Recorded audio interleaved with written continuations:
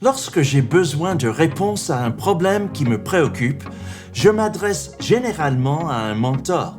Nous voulons tous des conseils avisés, n'est-ce pas?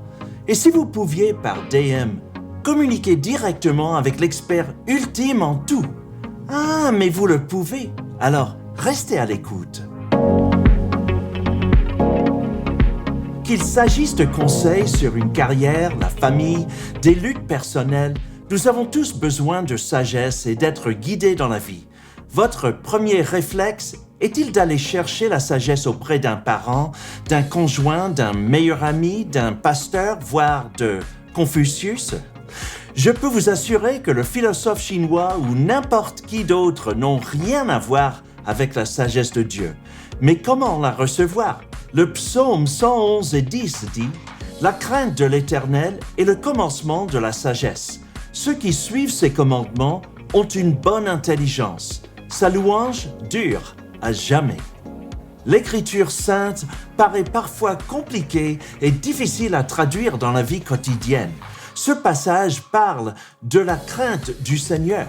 Lorsque nous pensons au mot crainte, nous pouvons imaginer quelqu'un qui a peur, qui est effrayé ou même paniqué. Mais ce n'est pas à cela que ce verset fait référence. Le mot crainte signifie ici avoir un profond respect ou une affection révérentielle pour Dieu. Une fois que nous adoptons cette attitude dans nos cœurs, les portes de la compréhension et de la sagesse s'ouvrent à nous. Voilà ce que représente la crainte de l'Éternel. Apprenons ce verset. La crainte de l'Éternel est le commencement de la sagesse. Avec moi maintenant. La crainte de l'Éternel est le commencement de la sagesse. À présent, la partie suivante. Ceux qui suivent ses commandements ont une bonne intelligence. Connaître la volonté de Dieu et suivre ses commandements sont deux choses différentes. Ceux qui marchent selon sa volonté ont une bonne intelligence, en partie à cause de leur cœur ouvert à l'enseignement. Encore une fois avec moi, ceux qui suivent ses commandements ont une bonne intelligence. Voici la vérité. Dieu accorde la sagesse à ceux qui obéissent. C'est aussi simple que cela. La partie suivante dit « Sa louange dure à jamais ». Lorsque j'ai lu cette phrase pour la première fois, je me suis demandé si le psalmiste avait changé de sujet. Cela ne semblait pas correspondre. Sa louange dure à jamais. Mais lorsque nous acquérons la sagesse divine, nous voyons une image claire de sa splendeur, de la magnificence de ses œuvres. Ainsi, avec ces images dans notre esprit, nous ne pouvons nous empêcher d'élever nos voix et nos mains pour louer son nom. Dites-le avec moi, sa louange dure à jamais. Et c'est pareil pour son caractère éternel. Récitons à présent le verset en entier. Psaume 111:10. La crainte de l'Éternel est le commencement de la sagesse. Ceux qui suivent ses commandements ont une bonne intelligence. Sa louange dure à jamais. Dieu nous connaît intimement.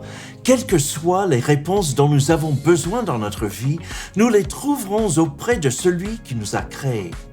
Le même Père qui, selon les Écritures, connaît le nombre de cheveux sur nos têtes. Réfléchissez-y une seconde.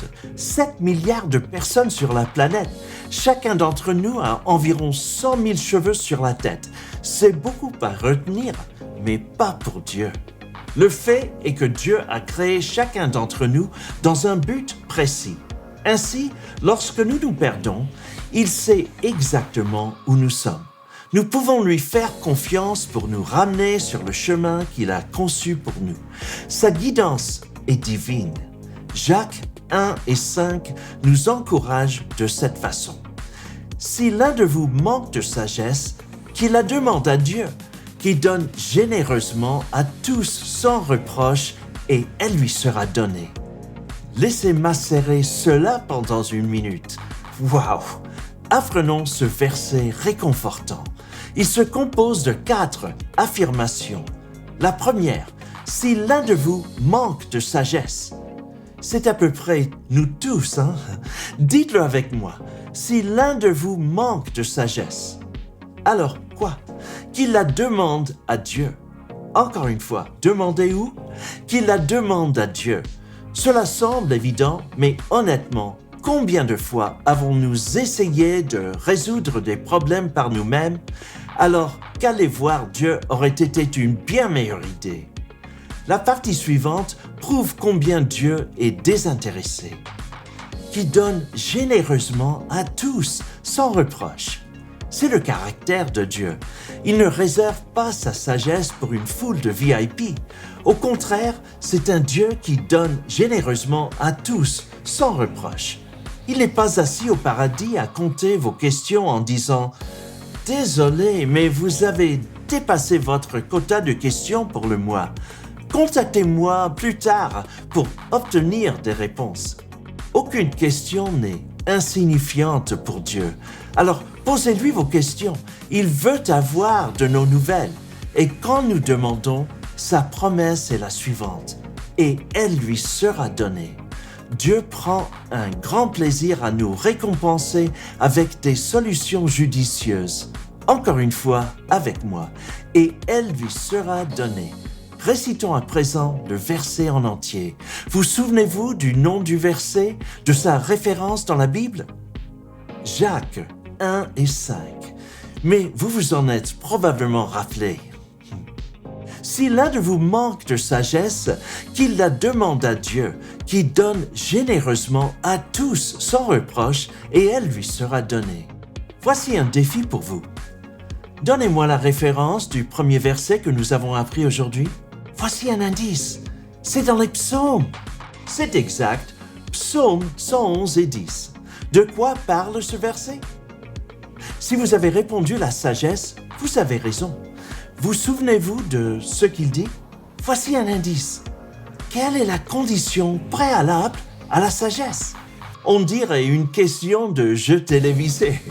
Oui, la crainte du Seigneur. Excellent travail. Se tester soi-même est très important pour une bonne mémorisation. Voici encore un défi. Quel est le deuxième verset que nous avons appris aujourd'hui? Indice, c'est dans Jacques. Non, pas ce Jacques-là. Oui, Jacques 1 et 5. Vous vous en sortez très bien. Vous souvenez-vous de quoi parle Jacques 1 et 5? Demandez et il vous sera donné. Je sais que vous récitez tout le verset déjà à la maison parce que Dieu donne la mémoire à ceux qui font l'effort d'apprendre ces paroles. L'une des clés de la mémorisation des Écritures est de convaincre votre esprit de garder facilement accessibles les versets déjà étudiés. Continuez donc à mettre votre mémoire au défi. Faites travailler ce magnifique muscle. Alors, ce sont nos versets de la semaine. Maintenant, allez avec Dieu et souvenez-vous, il est prêt à vous donner toute la sagesse dont vous avez besoin pour continuer à apprendre les Écritures par cœur.